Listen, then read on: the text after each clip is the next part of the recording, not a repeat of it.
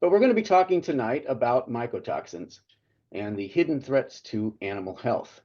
And I think it's actually pretty intense. We didn't get into mycotoxins until fairly recently, and it's something that we've really have dived deep into, which is why we're having this webinar in the first place. And now that I've gotten into it, I see that the opportunity for problems is quite intense, both in animals as well as in humans, and it's something that we like to address. So tonight, I have the pleasure of joining me tonight is Dr. Cynthia Maro from the great state of Pennsylvania. I think many of you know her or know of her. She's very active, both holistic and integrative veterinarian. She's active in the American Society of Holistic Veterinary Medicine. She's on the board of HVMA as well as the Council of Elders. So welcome, Dr. Morrow. Hi, it's good to be here. Well, it's great to have you. And we look forward to your participation in this. Thank you. So moving forward, my daughter and I went on spring break for, to get away. We went away for a week. And then when we came back, we got surprised because we didn't put everything away. And when we came back, we found moldy bread. And I was getting ready to do this webinar, and I was like, oh my God, I didn't even think about it. Does moldy bread make mycotoxins? And I thought, I don't even know the answer to that question. Usually sometimes when you see moldy bread, I don't know, I just cut it off. But maybe I shouldn't, because yes, you can have mycotoxins produced with moldy bread. Most of the time not. The species that actually produce mycotoxins aren't always that prevalent on breads, but they can certainly be that. But mold isn't necessarily bad. It's certainly everywhere. It gave us penicillin, which has helped millions and millions of people. Also makes some great cheeses, but it can also be very dangerous. We've got the floods that are occurring all over the place, the grains that are being stored, they're getting moldy, and these are perfect places for mycotoxins developed, as well as rivers overflowing. As a result, we end up with toxic mold in the houses that are often reported. There was a recent recall of aflatoxin that was actually recalled a few years ago with some foods. So it's an area that is, I would say, expanding rapidly. What exactly is a mycotoxin? Mycotoxins are toxic compounds produced by certain types of mold or fungi. It's not all molds are making mycotoxins, only certain ones do. So that means if mycotoxins are present, it doesn't necessarily mean that there is toxic mold present either. This is often a misunderstanding. Because mycotoxins are very persistent in the food chain and everything else, you can have mycotoxins that are present without necessarily mold, and you can certainly have mold that is not producing mycotoxins. So it's a mixture of different things. But they grow on a variety of different organic materials, especially food, but they can also grow on things like drywall, wood in the attic, under warm, humid conditions. Certainly, it's common. You see this in areas such as in Texas and the more humid areas, Louisiana, Florida, but isn't necessarily limited there, not with all the flooding that's occurring. Mycotoxins are secondary metabolites, not necessary for the fungus to thrive, but to actually provide it a competitive advantage. And they are quite toxic. And the most common ones are Aspergillus, Fusarium, penicillin, and Stachybotrys. These are better known as black mold. And so rather than going deep into the whole area of mycotoxins, since all of you are veterinarians, I thought what we would do is flip this around a little bit and bring back Dr. Morrow and have her actually present a case to you about a very interesting case that happened in Pennsylvania and allow you to understand the relevance of mycotoxins and how it can impact patient care. And then we'll backfill in some of those questions that you might have at the end. Dr. Morrow? Okay, so the case that I'm going to present tonight is a dog named Lovella Muse Gregory. The owners call her Ella. She's one of 5 Japanese chins that lives in the household.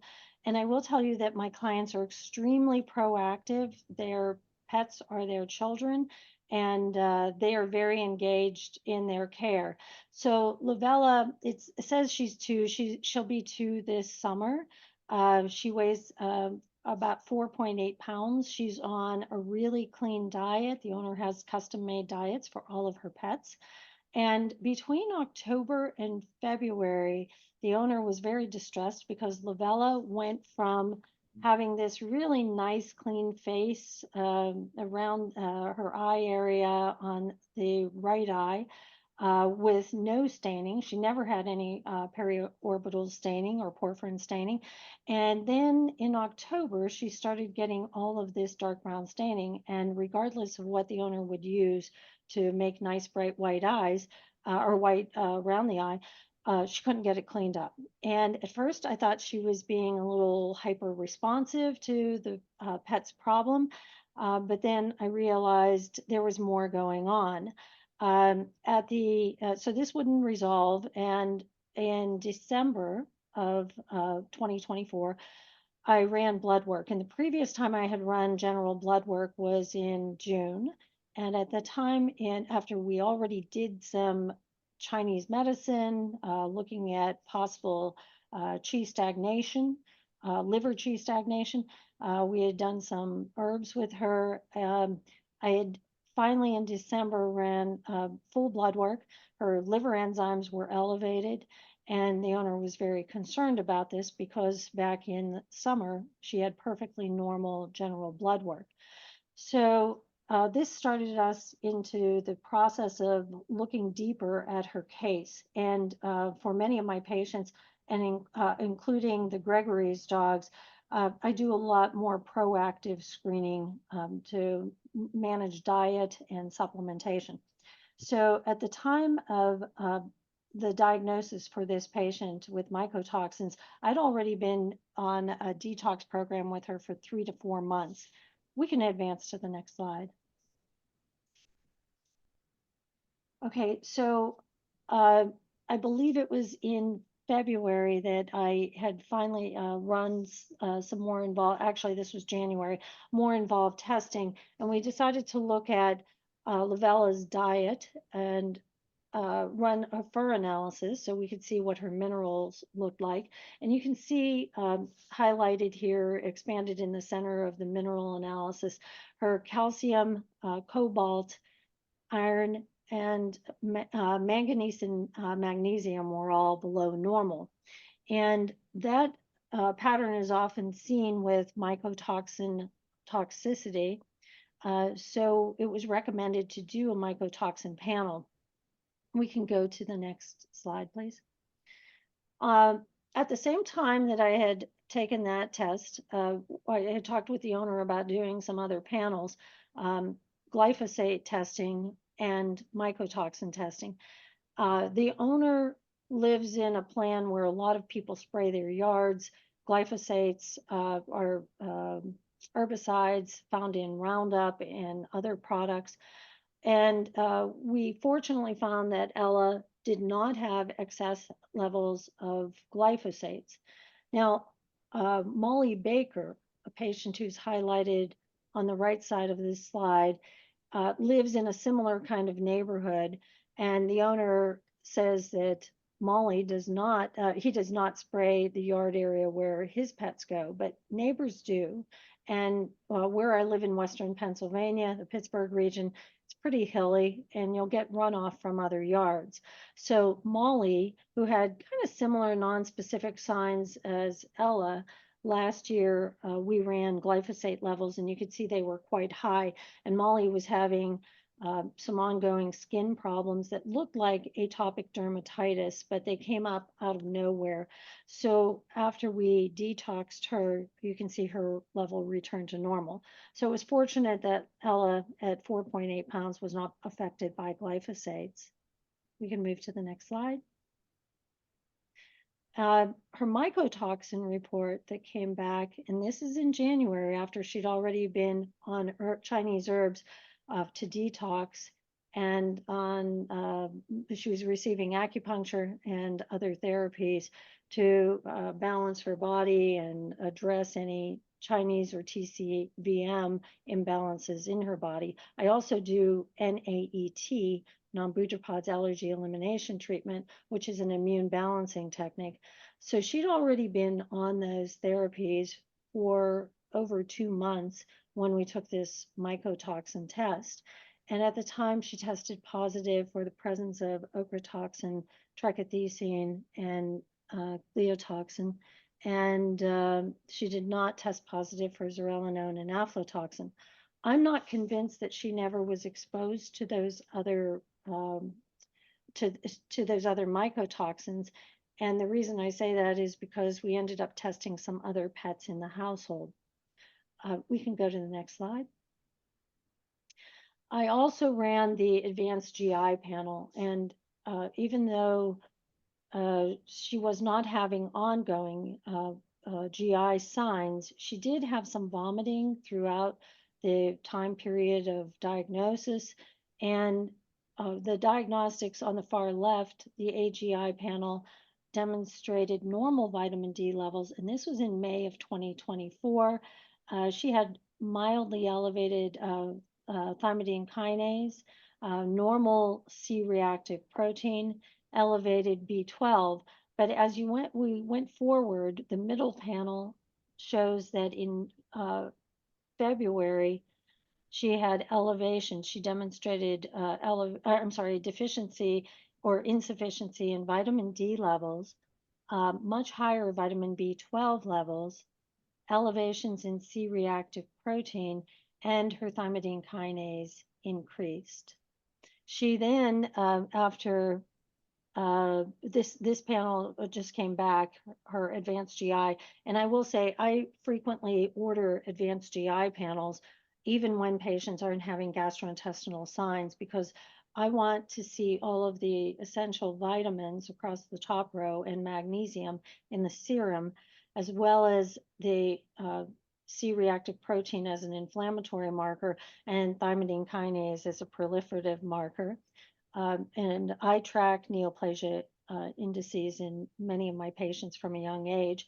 And many times when there are some nonspecific signs and elevations of thymidine kinase, I'll want to order canine-specific pancreatic lipase, a CPL.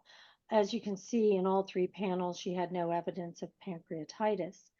And then, of course, the albumin globulin ratios that can tell us about protein loss through the GI tract, but also with any kind of kidney disorder where there's protein losing nephropathy, we can use those markers.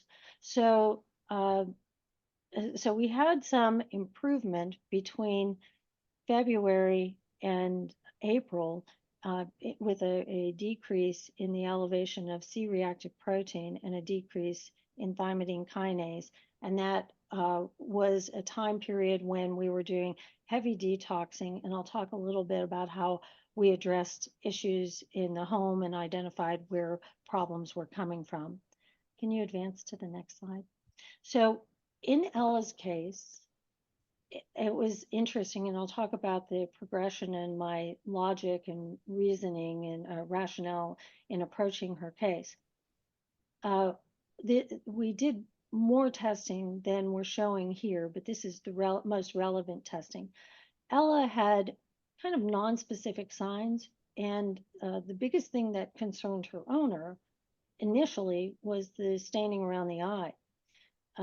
Then, as we did a workup and we saw elevations in liver enzymes in a dog who has a custom-made diet working with a nutritionist at a university, and all the dogs are on custom-made diets, she became very concerned about whether or not that diet was serving her needs. So we looked at the AGI, we looked at the fur analysis, and then we were looking for toxic substances because she had an abdominal ultrasound and her liver appeared normal structurally. And then when the owner told me, hey, I've had allergies for a long time, and this owner does get NAAT treatment for her own allergies. And all of a sudden, the NAAT wasn't working. She was getting migraines with sinus headaches. I started wondering, could mycotoxins be affecting her as well as the rest of the home? And initially, many of the pets in the household were biting their legs at night and showing signs of allergies that they hadn't demonstrated before. And I started wondering if they were maybe, being in the Northeast as we are, or Mid-Atlantic, where we have cold winters and forced air for heat, if the house was getting too dry. So I asked the owner, what are you doing as far as humidity? Do you have a way to monitor? Can you get a hygrometer to see if your house is just too dry and the pets are getting dry skin? And the owner said to me, we have a humidifier on our furnace. I know humidity is not a problem. I would absolutely know if this was an issue. So I said, well, do me a favor and just get a hygrometer. You know, you can get a 6-pack of them on Amazon and just tell me what the humidity in the household is like. And she came back and she said, well, guess what I found out? The humidifier isn't working. So we called the HVAC people and they came and they changed the furnace filter and the filter that goes in the humidifier. And they said it was all clogged up and it should work fine now because her humidity in her house was low. So 2 weeks later, they found out the filter was completely covered again. And that was kind of a flag for maybe we're growing molds in this household.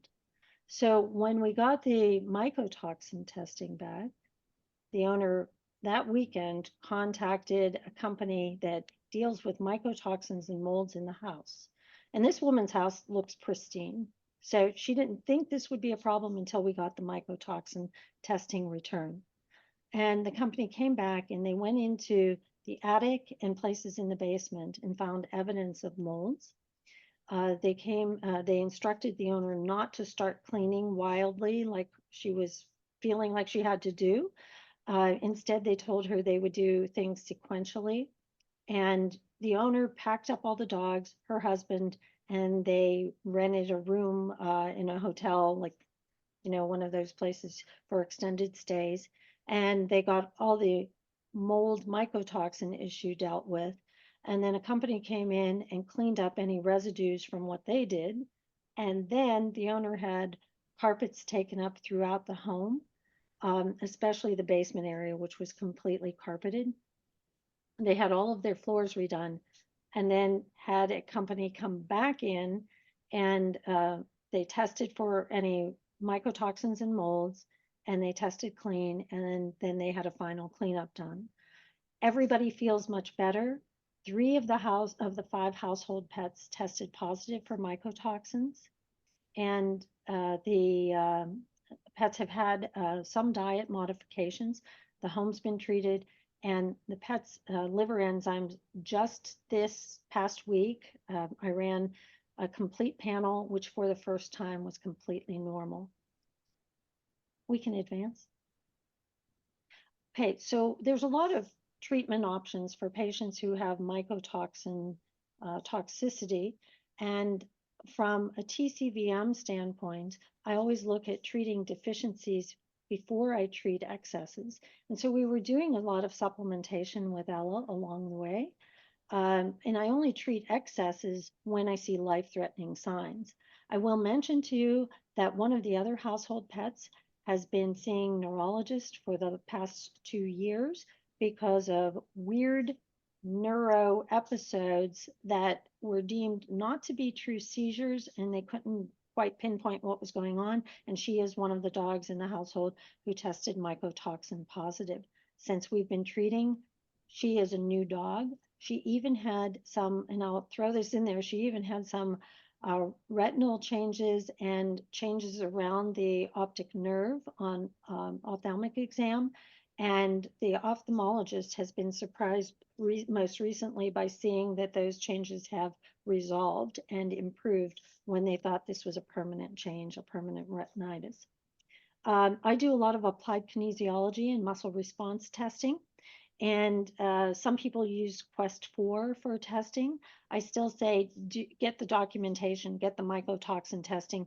But when you're looking for what is the best approach to detox, I like some of those other methods of testing. I do lots of NAET. Some people do more homeopathy and homotoxicology, which I think would be very applicable to managing these cases. And of course, we want to do nutritional balancing, especially when we're looking at detoxing. I use Chinese herbs, and I use a lot of New Vita from Dr. Luc Bois, and his herbal chelator is a really great product. But I also treat the traditional Chinese veterinary medicine pattern.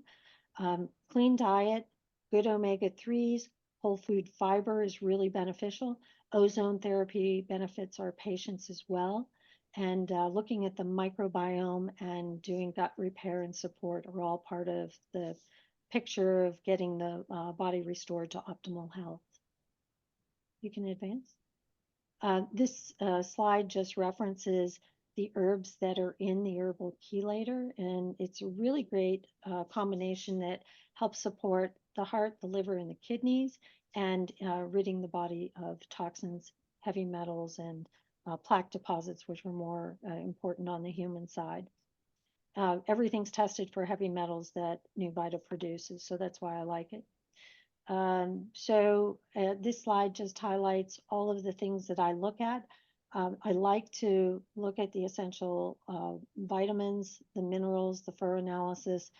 I also perform amino acid profiles through UC Davis, look at urine mycotoxins, urine glyphosates. And then if a client comes in and says, hey, my pet was exposed to other toxins and they know what the toxin is, certainly order specific toxin testing. Next slide. And this slide just highlights some of the different chelators that we can use and how we can support the gut health. And some of these items that are highlighted on the slide, the bacteria that are part of the ProBenz product from Alphabet Sciences, actually bind the mycotoxins and offer gut support. RX Clay can help remove toxic metals. Many of my clients also use Gut Ion Health from Intelligence of Nature. Fatty acids decrease inflammation, and they also help displace heavy metals that aren't specific to mycotoxins, but many patients with mycotoxins may have other heavy metal problems or imbalances along with the mycotoxins.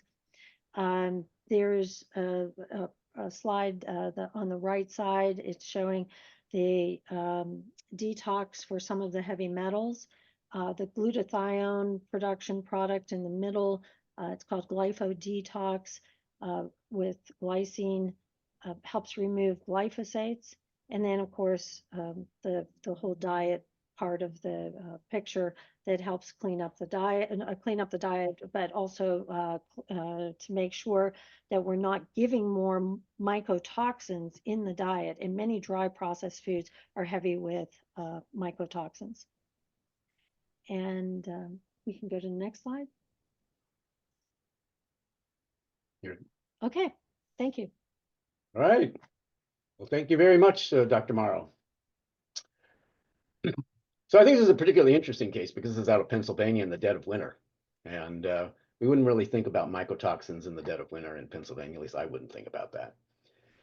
So let's talk about a little bit more about mycotoxins. We test for 16 different mycotoxins in 5 different groups. There's aflatoxins, orchotoxins, trichothecenes, glyotoxins, and zearalenone. The various fungi that produce it are listed. But it's important to know that these mycotoxins are going to be found in both the food and the environment. And really, when you're testing positive, you don't really know where that is going to be because just the nature of how mycotoxins are produced and then can be transported. And that leads to my little guy here. I'm a clinical chemist, so you're going to have to look at my little stick figure here. Structural diagram of aflatoxin. It's a small molecule of 312 Daltons. Not that you're particularly interested in that, but I'm going to share something that I think you might be interested in. And that is something that's a little bit more relevant to you. Vitamin 25-hydroxyvitamin D. It's like one of my most favorite subjects. You know that BDI has been involved in vitamin D testing and metabolism here forever. It is also a small molecule, as well as vitamin B12, something that's really growing. Doesn't quite fit the small molecule area, but what's the key takeaway on both these? We both know that these are dietary vitamins, and so they come right through the diet. And with aflatoxins or any of the mycotoxins, they are similar. They are particularly robust. The way the ring structure is, these guys are tough. Aflatoxin is one of the most toxic and prevalent of the aflatoxins. It's stable up to 356 degrees Fahrenheit. You can cook this thing for a long time, and it's still not going to go away, which is why it persists in the food chain. So even if you've killed off all the mold, you're still going to have these mycotoxins that are transferring unless they're bound up or removed in some other way. Now, when we look at dog food production, we can see that in traditional kibble, and I know many of you abhor that idea, but it is big out there. It is heated up once you've got whether you've got the corn or the meat meal or whatever is coming in. It's heated up to 150 degrees centigrade for up to only 270 seconds. It's sort of more of a flash than a real bake, and then it's extruded and packed. And so as a result, pretty much 100% of whatever's going in is coming right back out into the bag. So there is no processing removal, if you will, of mycotoxins, just like it's not going to be removing vitamin D nor B12. Now, with mycotoxin toxicity, it is variable by the mycotoxin. They're not all following the same level of mycotoxin toxicity. In the case of aflatoxin, it is metabolized by the liver cytochrome into a reactive epioxide. It is then bound conveniently to the DNA, especially guanine bases. And then as a result, it forms these DNA adjuncts that then cause mutations on the DNA and induces oxidative stress and inhibits protein synthesis, leading to hepatocellular damage, immunosuppression, and potential increased risk of cancer. So kind of nasty. If we look at trichothecins, ribosomes are the primary target. It inhibits protein synthesis and cell death. As are all known, they're endocrine disruptors, disrupt hormone receptors. Orchotoxin is basically affecting the transfer RNA enzyme that then causes oxidative damage. And glycotoxin is then causing cellular thyroid groups. It inhibits them, which is a key function of all of your immune cell viability. So it ends up suppressing it or even killing it. So each one of these are very different. And on top of that, when we look at how some of these mycotoxins affect the intestinal tract, they then block a lot of the minerals that are being absorbed.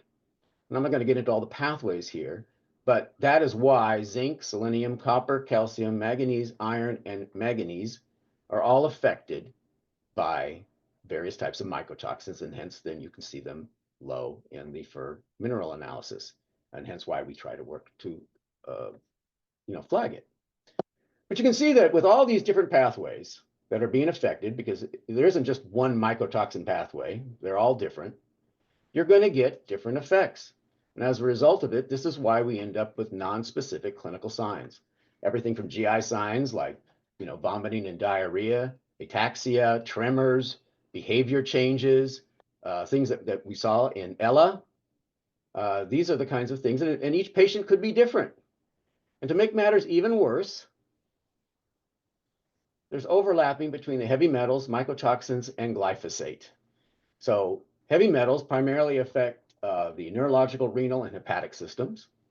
And you can see how that affects. And you got to remember, it's not just a class of heavy metals, is it? You've got aluminum, you got mercury, you got lead. Each one's going to be different. And hence their effectors are going to be different. And then we go to mycotoxins again, each one is going to be different. And hence the clinical signs are going to be different.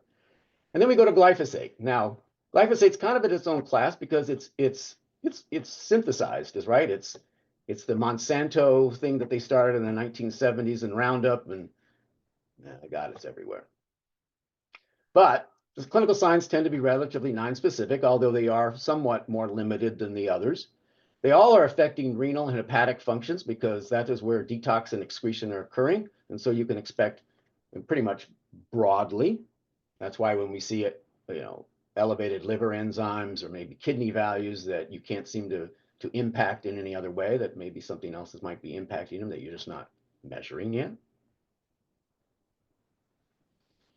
And when we look at the risk of mold in our food chain, we can start with, with feed corn. And corn then is graded. There's actually USDA accepts up to grade 4 level. That's a picture here of grade 4 right here, the dark corn. It's got up to 10% mold. It's quite high. And that can also, because it's part of feed corn, you're going to have mold in meat. You can have in meat meal as well. And this is a study. This is Alltech. Alltech is, an industry partner for agricultural. They do these reports. This was one where they looked at the 2023 U.S. harvest analysis. And some key elements that I thought was worth sharing. 92% of samples had 2 or more mycotoxins. The average number of mycotoxins per sample was almost 5. And when we look at the distribution of moderate to high risk, so that would be sort of the orange and the red dots, you can kind of see where they are. And then we overlap them with climate change. Now, this is a diagram on the right-hand side is of recent flooding. It's sort of historical flooding area, which has been changing over the years because of climate extremes. Dark blue is indicating much more heavy flooding. You can see where areas are particularly prone to it in terms of flood areas that are expanding. And if I go back, you can see how some of these things then overlap between where they're seeing mycotoxins in feed corn. It's pretty obvious. And climate change is going to increase more mycotoxins because with increased temperature, just on average, we're going to boost aflatoxin production. You get the converse, you get droughts as well, where you then weaken crops, which favors growth. Then you get excess moisture, flipping the other direction, then favoring more growth. You get changing ecosystems because now there's migration because now some of these ecosystems are more favorable to pathogenesis of these molds to migrate. You get crop stress that allows them to have more invasion, and then you get multiple stressors, which leads then to multiple mycotoxins. So the problem continues to develop. Continuing looking at their report, you can see that moderate to high in dairy cows and in beef is fairly high, and with increasing incidence of somatic cell count in dairy cows, indicating stress in the dairy production. But even more troubling from the same report is mycotoxin in feed corn and meal and how that is infecting what they expect to affect impacting companion animals. If you look at moderate to high, it's more than 50%. Because why? Well, because there's a lot of variable regulations. Regulations vary by the federal, by the state. A lot of them are self-regulated by these pet food manufacturers. And so you get a lot of variation, and hence a lot of this is then occurring.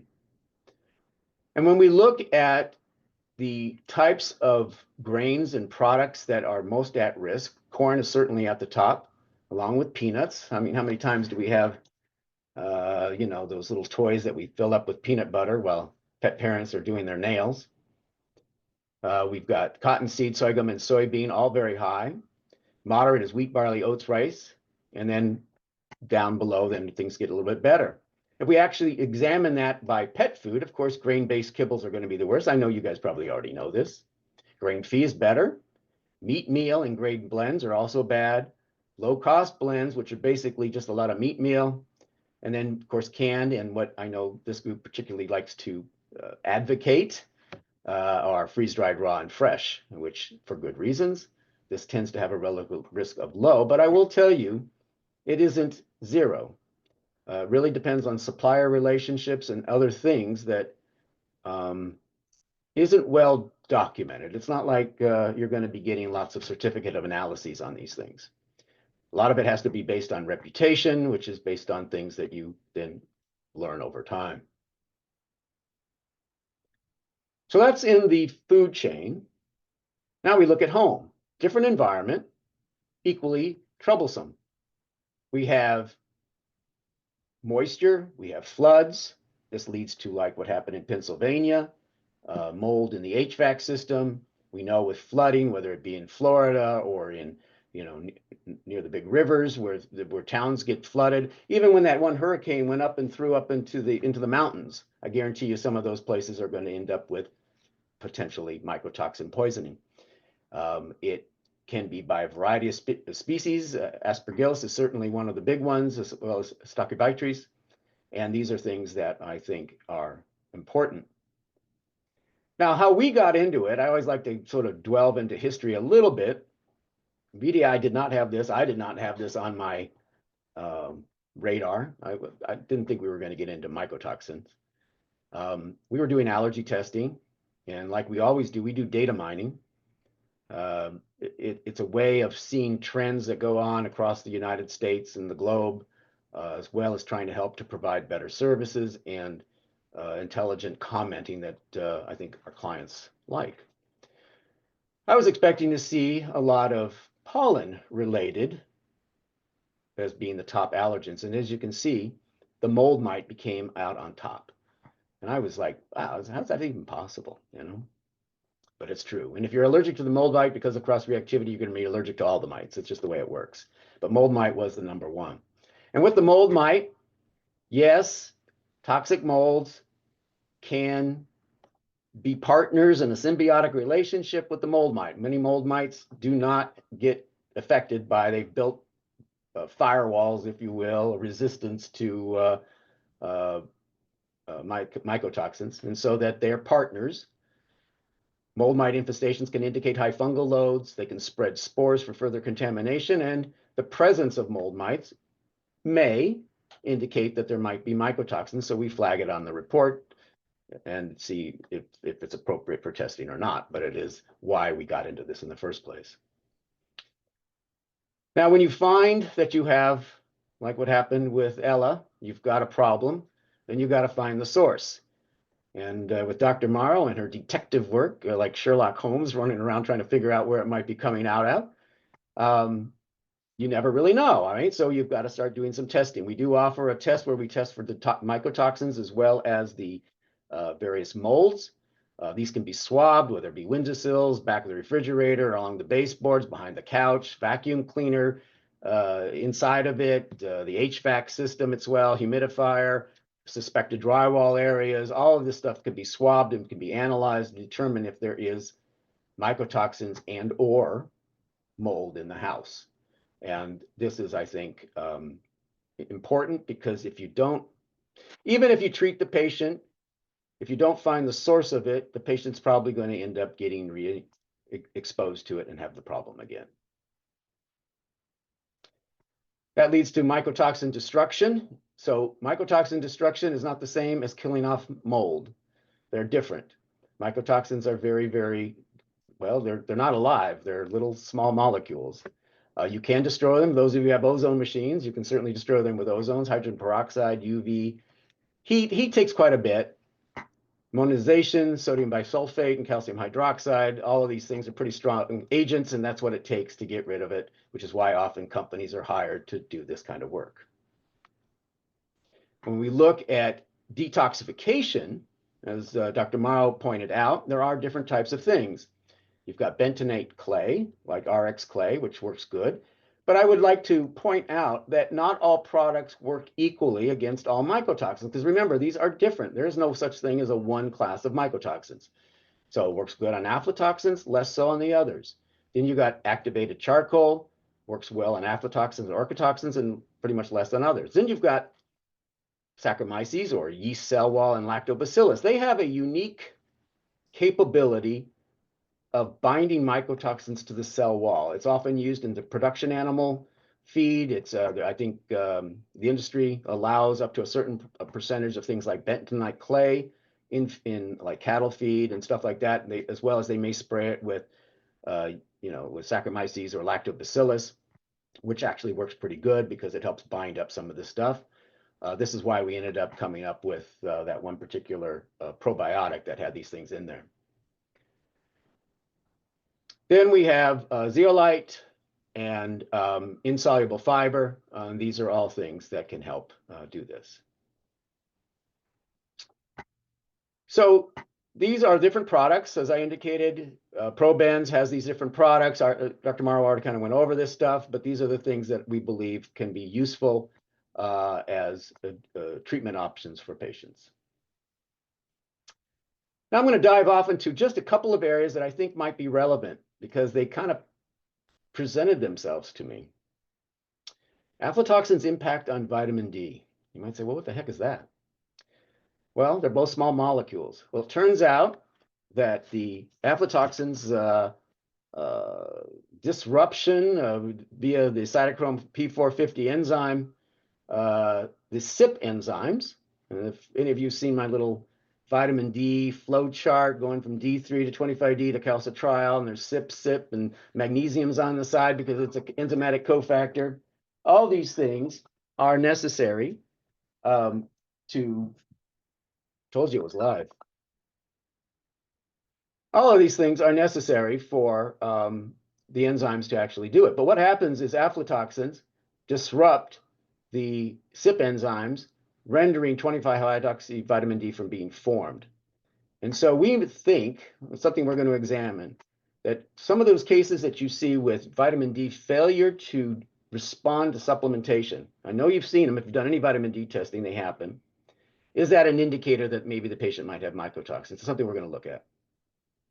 The other thing is glyphosate impact on mycotoxins. Now we're going the other direction. It is also a small molecule. It's similar things in terms of its enzymatic interference, environmental persistence, potential for low-dose biological effects, and importance in food and feed safety. So similar. But as we indicated, Monsanto started it in 1970s. It just turned up, particularly with GMOs, and now there's just an enormous amount of glyphosate that is sprayed onto our farms. Unlike mycotoxins, which is water insoluble, glyphosate is water soluble. That's a huge difference. That means it moves, and it moves readily, and it moves quickly, and it moves through the ground, water table, rivers, streams, and everywhere. There's been a recent paper. This was one that was published just a couple of years ago.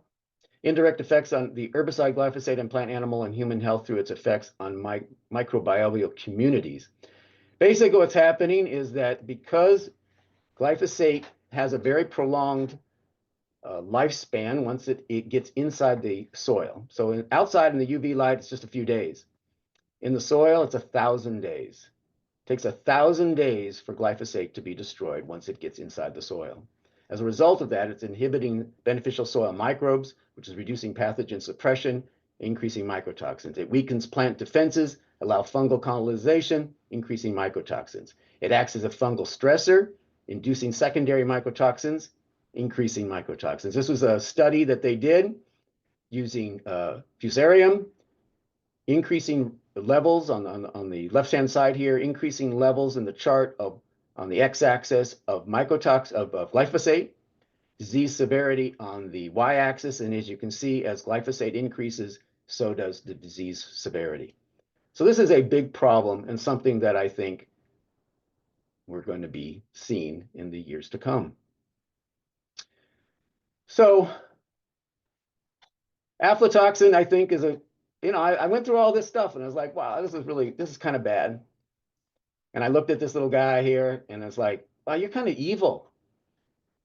And so I thought, well, I could sit there and make kind of an evil face out of you. So I rotated it and I created Evil Mike. And I think that's something, I like images. I like to graph everything and do everything. And I think this is something that I believe we need to have in our brains and our minds, because I do believe mycotoxins is something that is important. And I believe, Dr. Maro, are you back on? I am. All right. Okay. So the practical part of this is, when do you test for mycotoxin, or when do I test? So these are some of the situations that prompt me to do it. If I have unexplained symptoms, or if I have explained symptoms or signs in a patient and I've treated for those and I'm not getting a good response to treatment. So maybe I have a diagnosis, but I'm just not getting the results that I expect. One example, and I'll do this very quickly, is a dog that was diagnosed 4 years ago with anaplasmosis, and we treated her, but she just kept having weird symptoms, and her anaplasma titer dropped significantly. And I couldn't explain what was going on with her. Sometimes she'll show up with intense episcleritis, and and she has these waxing and waning symptoms. And I mycotoxin tested her recently, and she tested positive. So I think if you have those cases that you're never really satisfied with the response, look back and maybe mycotoxin test them. If there's known mold problems in the home or the food, or somebody says after they ate this food, they acted really weird, whether it's non-specific neuro signs, maybe not a seizure, or even with a seizure, look at those patients, GI signs, unexplained liver enzyme elevations. And then, of course, there's the clients like Ella's uh, pet parents who are very proactive. And we have clients who come in who say, my last dog died. It ripped my heart out. I want you to start testing now, and I want to start looking at fur analysis. I want to make sure my dog's not getting anything, or my pet isn't getting anything that's highly toxic in their food. And when clients say to you, I want to know if the food is good, we now have tests that we can do with mycotoxin, glyphosate, and fur analyses. They have elevations in liver and kidney values that, again, you can't explain well. Poor coat, premature graying. The allergic patient who doesn't want to respond to all of your tricks that you're already doing and you're not getting good response, I for sure would look at those patients with atopy or skin manifestations of allergies. And then any flags from on VDI testing with fur analysis, allergy to mold mites. But I will also mention, and I was in equine practice for years, and I look back at my cases and I think, some of those patients that colicked regularly, or the patients with a heave line, asthma, equine patients, this test would be ideal to screen your patients and do concomitant addressing of any other symptoms they're having with asthma or colic. And your clients with horses spend a lot of money on their equine care. This test would be very worthwhile to run. Um, and I will also mention that when you're treating these patients who test positive for mycotoxins and you're doing some chelation therapy, you can overdo chelation. So continue to monitor blood work and monitor your patients with the fur analysis. That's my recommendation because you can start losing important minerals and vitamins, like Randy already mentioned with the vitamin D levels. So I'm monitoring Ella very closely. Okay, that's it, Randy. Okay. Well, thank you, Dr. Maro. Thank you. And we are done. Yay. So I think we have some questions for Dr. Maro. Can you see them, Dr. Maro? Yes, I can. Okay, you can take the first one. So, how do I prioritize the order of testing? Well, in my practice, I do a lot of kinesiology testing. And so I ask the body. Um, of course, I do my tests sequentially.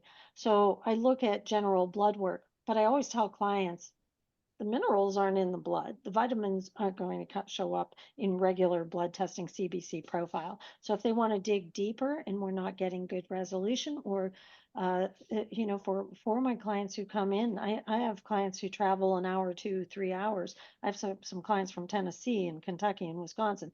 When people are flying in, I'm doing all of these tests at the same time so that I can get a big picture. Not all clients can afford that. So I look at their budget and I look at the prioritization of the health problems. So I may do something like first glyphosate test, and then do mycotoxin testing.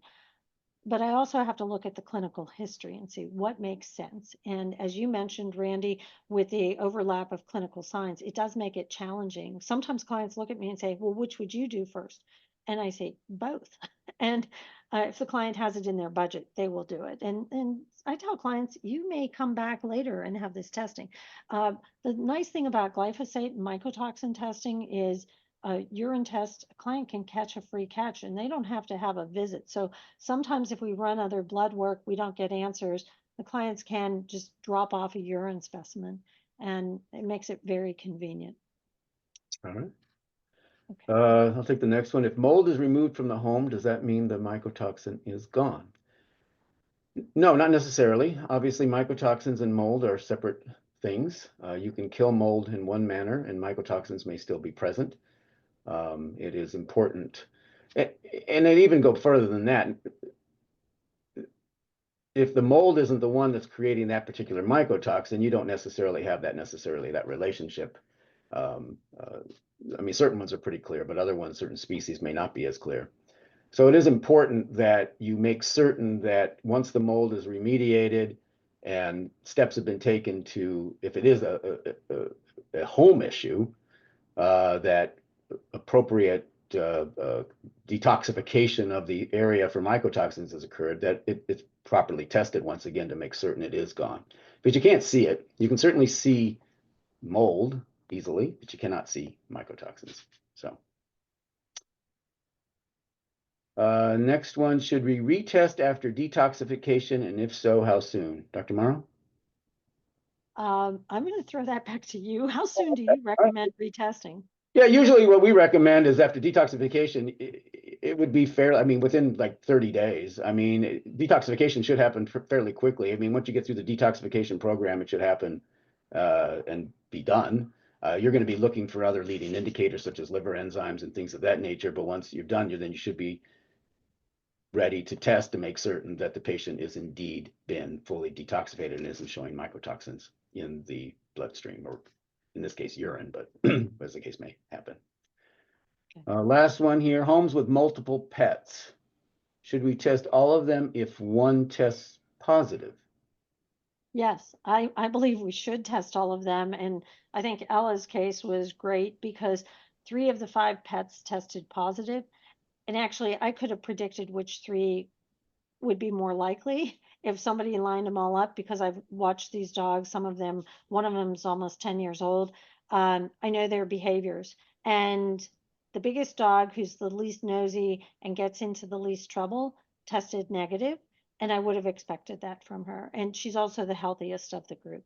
But you can't always use how do they look to you as, how does the patient present to you as full knowledge of whether or not they have mycotoxins. So I would test everybody in the household. Okay. Well, I think that we pretty much hit our time limit. So I want to thank everybody for spending their evening with us. It's highly appreciated, and hope this was worth your time. So thank you, and good evening. Thank you.